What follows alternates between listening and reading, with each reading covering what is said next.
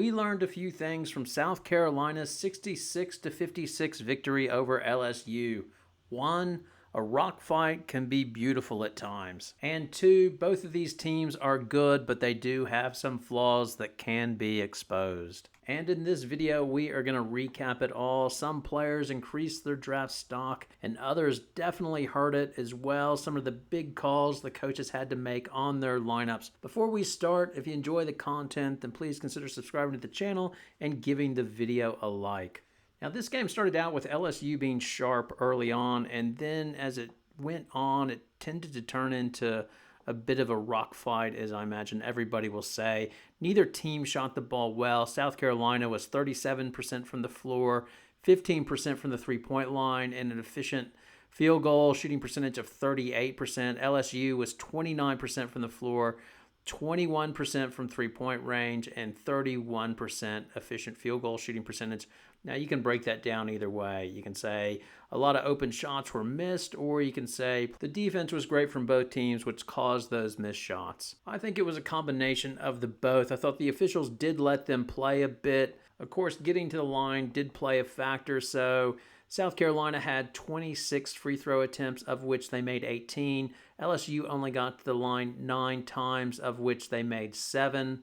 Obviously, if you're an LSU fan, you got cheated by those refs. It was interesting. South Carolina did get 11 blocks. You think there would have been a few more calls on those blocks, but I liked it. I didn't think the refereeing was egregious one way or another, but I did think because they let him play, this helped turn this game into a rock fight, a physical rock fight. At the end of the first quarter, it felt to me LSU played better in the first quarter, well better, and they were only up by 1 point. I was like, ooh, that might be trouble for LSU, and it played out that way. I think LSU had a real chance to win this game, but it just felt like South Carolina wore them down. If you look at the bench points, South Carolina 31 points to LSU's 2 points. But during the game, it never felt like South Carolina was comfortable in their half-court offense, and the game really flipped in the third quarter. At the 6:19 mark, Flau'jae Johnson had a shot at the elbow that she normally hits. She missed that, and then Day Wilson missed an open look in transition. Then Day Wilson had another bad turnover that resulted in a layup, and then Smith had a turnover on the inbound pass after the layup was made. And just that quickly, in 1 minute, essentially from the time that Johnson missed her shot, it went from a 3-point game with Carolina leading to a 9-point lead by Carolina. And from there, South Carolina just grounded it out the rest of the way, just playing really tough defense.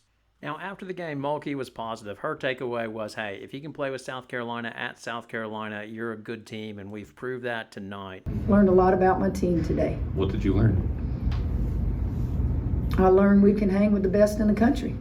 And I agree to that to some extent, but there are concerns with LSU, namely your point guard position. It seems like last year it was Haley Van Lith. This year, who is your point guard? Can you really trust Day Wilson? She's a fifth-year senior. You would expect more from her in this game. And that run that South Carolina had was basically on her and the turnovers she had. She didn't control the ball well and the tempo. When she took that pull-up, probably would have been better off slowing down the game a bit. The other problem with Day Wilson is that she's not a threat on offense. Therefore, that allowed South Carolina to hide Poa on her on defense. And it was clear that LSU wanted to pick on Poa. Their first play after halftime when they had the ball, they got to switch Poa onto Williams, and Williams was able to hit a turnaround on her. Then once again, they got Flau'jae in a 1-on-1 with Poa, who was able to take her to the rim. And if you're South Carolina, you're willing to live with that because Poa gives you so much on offense, but not in this game, as Flau'jae Johnson just shut her down. That was the mandate for Flau'jae Johnson. So you might come after Johnson on her offense, where she went 6 for 18 for 13 points, but she worked so hard on defense, and Poa could not get anything going because Johnson was fighting through picks going over the top. And to Dawn Staley's credit, she made a tough call. From 5 minutes onwards in the third quarter, she never went Raven Johnson combined with Te-Hina Paopao, their normal starting lineup and the one that gets the majority of the minutes together. Now, she either went with Fulwiley and Raven Johnson or Fulwiley with Paopao. But then Fulwiley could not get anything going in this third quarter. So after that, she made another big call. She went in putting Bree Hall and Tessa Johnson together. And you might say, well, they're two good players. What's the big call on that? Well, she doesn't normally like to play those two players together. For the season thus far, Hall and Tessa Johnson have been on the court together for only 95 minutes. Their longest period of time together on the court has been 7 minutes. In this game, they played together for 11 minutes and 13 seconds. Essentially, Staley put them on at the 1 minute and 13 seconds mark at the third quarter, and they did not leave the rest of the game. And the reason is because they made it extremely tough on LSU for offense, because LSU was trying to get pick and rolls, but it was very difficult for LSU to try to find a mismatch on Tessa, Raven, Hall, Fagan, and Edwards. Just all of them can play defense and have the height to match up with Morrow, Williams, and Johnson of LSU. I thought it made it really life tough on Morrow. Now, Mulkey defended Morrow after the game, saying she got a double-double and she was our best rebounder, which she was. She was tough on the boards. But there was one play at the end of the third quarter, or really two plays. First of all, Morrow had a pick and pop. She was wide open. She declined to take that and drove to the basket, and it was blocked. Then on the next possession, once again, a pick and pop. She tried the three-pointer, and she did not make it, and that's the problem with Morrow. On the next level for the WNBA, will she be big enough to attack the basket like she does versus lesser teams for LSU? When she goes against somebody her size, are those shots going to be blocked?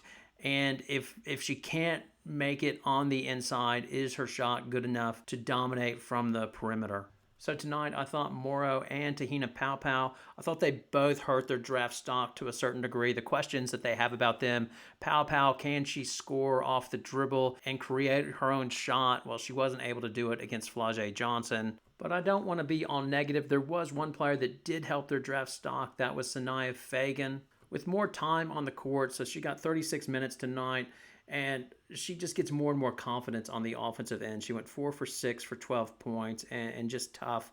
With 7 rebounds, I think overall she bailed South Carolina out. They could hardly afford to have her out of the game.